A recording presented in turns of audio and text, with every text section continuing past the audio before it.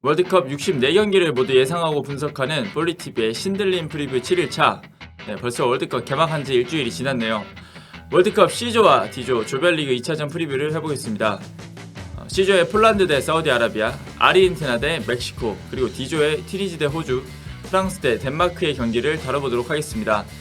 핵심 분석 경기는 7일차 마지막 경기인 아르헨티나 대 멕시코의 경기입니다. 저는 윤효영 기자고요. 오늘도 저 혼자 분석을 진행해보도록 하겠습니다. 먼저 아르헨티나 대 멕시코는 27일 오전 4시 카타르 루사일에 위치한 루사일 스타디움에서 열립니다. 아르헨티나는 1차전에서 사우디아라비아에 1대2로 충격패를 당했죠.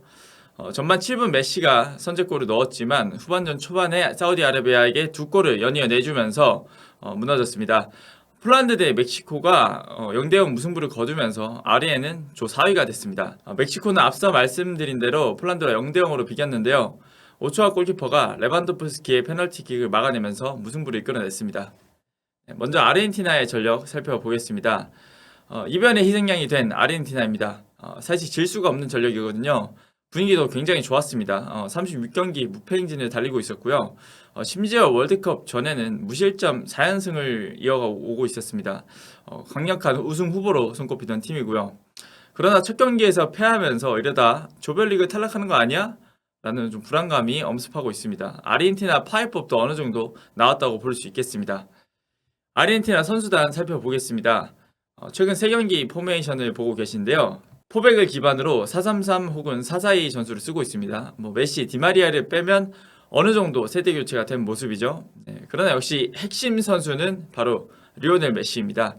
아르헨티나 대표팀의 주장이자 세계 최고의 공격수죠. 말을 안 해도 모두 다 아실 거라고 생각을 하는데요.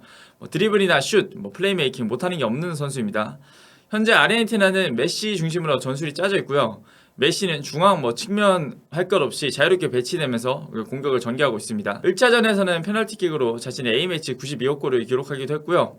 아르헨티나 선수들 중에서는 그래도 1차전에서 가장 좋은 활약을 펼쳤던 선수 중 한 명이었습니다. 컨디션에도 큰 이상이 없어 보였습니다. 다음은 앙헬 디마리아 선수인데요. 역시 메시 다음가는 존재감을 보여주고 있습니다. 드리블로 측면 돌파가 가능한 선수고요. 준수한 킥력까지 강점입니다. 코파 아메리카 결승전에서 결승골을 넣으면서 아르헨티나를 우승으로 이끌기도 했고요. 근데 최근에 부상이 있었음에도 사우디전 모습만 보면 어느 정도는 다 회복한 모습이었습니다. 다만 경기 감각은 좀 더 끌어올려야 될 것으로 보입니다. 멕시코전 활약을 한번 기대해 보도록 하겠습니다. 전력 변수가 약간 있습니다. 국가대표 센터백 크리스티안 로메로, 토트넘에서 뛰는 선수죠.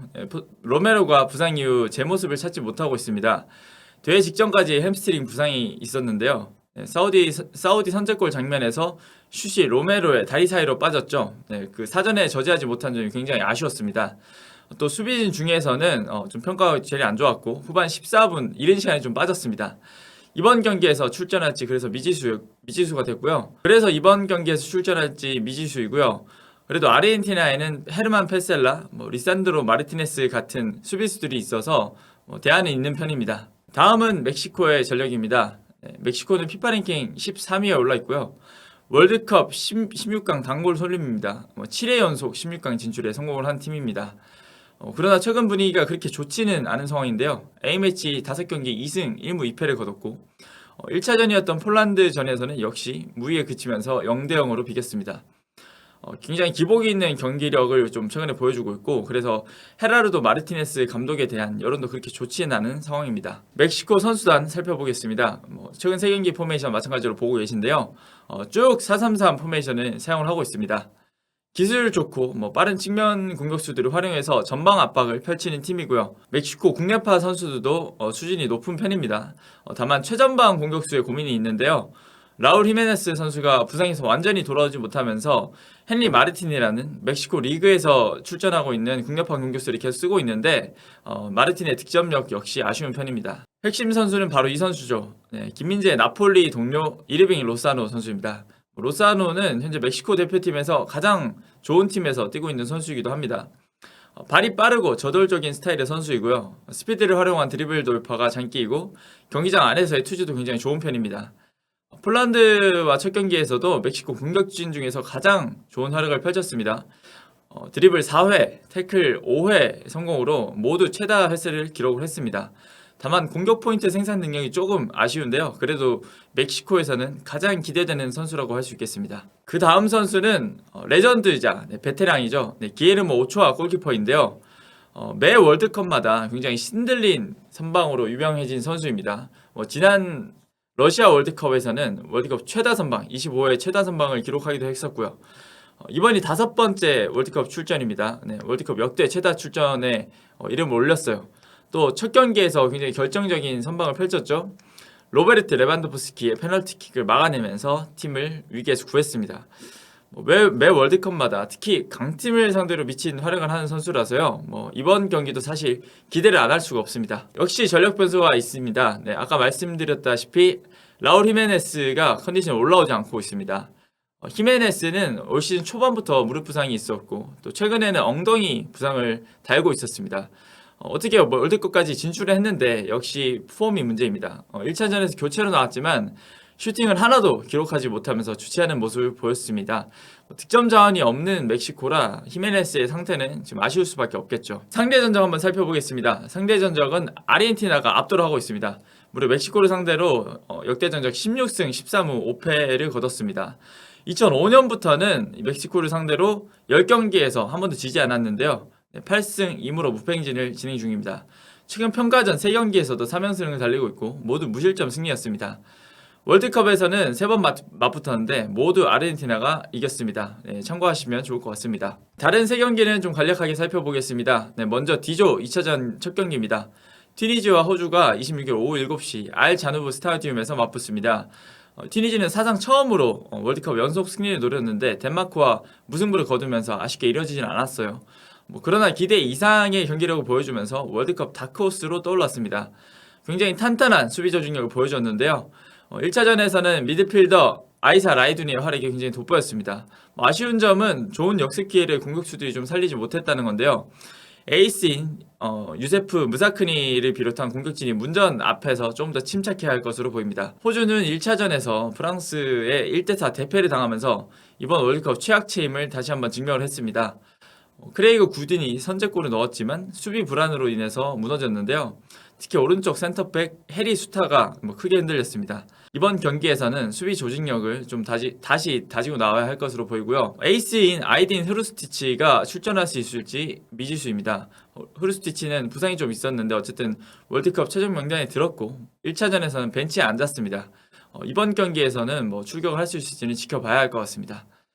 C조에서는 폴란드와 사우디아라비아가 맞붙습니다. 폴란드는 레반도프스키와 함께 좀 야심차게 월드컵을 준비를 했는데요.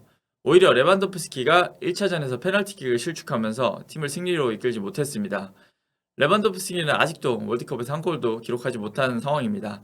그래도 세계 최고의 공격수인 만큼 이번 경기도 충분히 기대해볼 만합니다. 폴란드는 중원 장악력이 좀 아쉬운데요. 그래도 상대가 상대인 만큼 이번 경기에서는 지공을 선택할 가능성이 있습니다. 그래도 세트피스에서의 높이를 적극적으로 활용할 것으로 예상됩니다. 사우디아라비아는 1차전에서 아르헨티나를 잡는 이변을 연출한 팀이죠.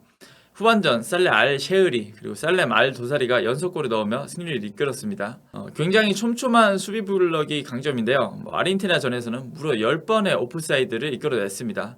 굉장히 매우 조직적인 수비력을 가지고 있다고 볼 수 있겠죠. 그러나 디마리아를 막아냈던 알 샤흐란이 레프트백이죠. 이 선수가 턱골절 부상을 당하면서 이번 경기에 출전이 좀 어렵습니다. 이 점이 좀 변수로 꼽히는데 어쨌든 멕시코가 아르헨티나보다는 더 약한 상대인 만큼 좀 더 공격적인 플레이를 펼칠 수도 있겠습니다. 마지막은 프랑스 대 덴마크입니다. 프랑스는 1차전부터 호주를 4대1로 대파를 하면서 좀 기분 좋게 월드컵 출발을 했습니다. 대전부터 폴 포그바 그리고 은골로 캉테, 카림 벤제마가 부상으로 명단에서 빠지면서 굉장히 우려가 컸는데요. 역시 프랑스는 강하다는 것을 보여준 경기였습니다. 프랑스 걱정은 쓸데없는 걱정이었네요. 다만 레프트백 루카스 에르난데스가 십자인대 파열이라는 큰 부상을 좀 당하면서 이번 월드컵에서 앞으로 출전할 수 없게 됐습니다. 그리고 전 대회 챔피언은 다음 대회 16강에서 떨어진다는 그 징크스가 있는 만큼 아직까지는 긴장을 풀면 안 될 것 같습니다. 덴마크는 1차전에서 튀니지와 0대0 무승부를 거뒀죠. 크리스티안 에릭센의 활약이 돋보였는데요. 에릭센은 5개의 공격 창출을 해냈고 결정적인 골 찬스를 만드는 등 최고의 활약을 펼쳤습니다. 다만 전반전에는 수비가 흔들리는 모습이 여러 차례 보였습니다. 또 최전방 공격수들이 좀 아쉬운 모습 보이면서 다소 답답한 경기를 펼쳤습니다. 그래도 월드컵 전에 치렀던 네이션스 리그에서 프랑스를 2대0으로 제압을 했던 만큼 좀 자신감을 가지고 이번 경기에 임할 것으로 예상됩니다. 자, 승부 예측 시간입니다. 네, 아르헨티나 대 멕시코 경기부터 예상을 좀 해보겠는데요. 저희 4명 모두 아르헨티나의 승리를 예상을 했습니다. 아무래도 아르헨티나가 2연패하는 건 좀 상상이 안 되고 또 메시의 존재감이 여전하다 보니까 전력상 우위인 아르헨티나가 승리할 거라고 좀 다들 예측을 한 것 같습니다. 다음 경기는 튀니지 대 호주입니다. 서영우 위원만 무승부를 예상을 하고 나머지 3기자는 모두 튀니지의 승리를 예상을 했는데요. 경기력을 봤을 때 튀니지가 굉장히 좋았기 때문에 덴마크를 상대로도 뭐 한 수 아래인, 어쩌면 두 수 아래인 호주를 상대로는 충분히 승리하지 않을까 좀 예상이 되고요. 또 호주는 전방 공격수가 워낙 약하다 보니까 튀니지의 수비를 뚫기는 좀 어려울 것으로 예상이 됩니다. 다음 경기는 폴란드 대 사우디입니다. 사우디가 기적의 팀이긴 하지만 역시 서영우 위원과 조효준 기자는 폴란드의 승리를 예상을 했네요. 저와 김정용 기자는 무승부를 예상했습니다. 네, 폴란드는 레반도프스키가 국대만 오면 잘 못하는 모습을 보여주고 있죠. 또 사우디는 수비력이 좋은 팀이다 보니까 굉장히 팽팽한 경기가 펼쳐질 것으로 좀 예상이 됩니다. 프랑스 대 덴마크의 경기는 모두 무승부를 예상을 했습니다.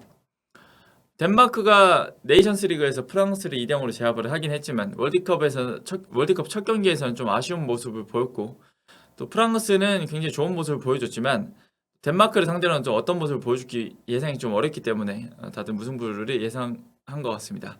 네, 승부 예측 적중률 한번 보겠습니다. 네, 역시 김정용 기자가 16경기 중에 10경기를 맞추면서 62%에 육박하는 적중률을 보이고 있습니다. 네, 서영국 위원은 43%, 네, 많이 올라왔네요. 네, 저와 조효준 기자가 가장 낮습니다. 저는 37%고요. 조효준 기자는 25%입니다. 이제 경기 수가 많아지면서 적중률도 많이 안 올라가는데 앞으로 많이 맞출 수 있도록 좀 더 분발을 해보겠습니다. 오늘의 신들림 프리뷰는 여기까지였습니다. 네, 여러분도 댓글을 통해서 승부 예측을 남겨주시면 감사하겠습니다.